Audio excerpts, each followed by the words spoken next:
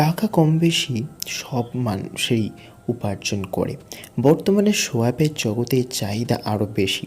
সবাইয়ের মনের কোথাও না কোথাও লুকিয়ে থাকে নিজের লাইফস্টাইলকে এক্সপেন্সিভ করার ইচ্ছা, আর এর জন্যই প্রয়োজন হয়ে পড়ে অত্যাধিক আর্নিংয়ে।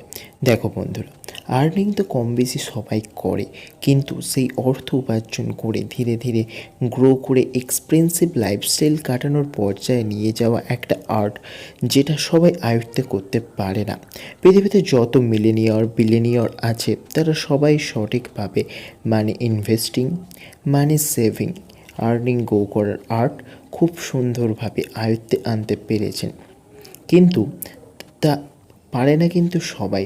লেটস সাপোজ তুমি লটারিতে 1 কোটি টাকার একটা লটারি পেলে, তুমি যদি সঠিকভাবে এই টাকার ইনভেস্ট সেভিং না করতে পারো, তুমি কিছুদিন বাদে আগে যা ছিলে সেই পর্যায়ে পৌঁছে যাবে।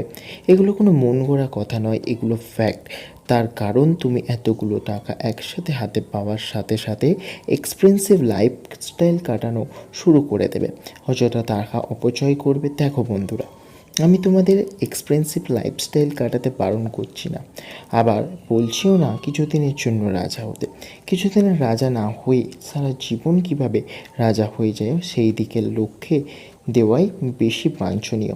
অলরেডি আমি মানি সেভিংয়ের ওপর একটি ভিডিও বানিয়ে রেখেছি, তোমরা চাইলে সেটা দেখতে পারো।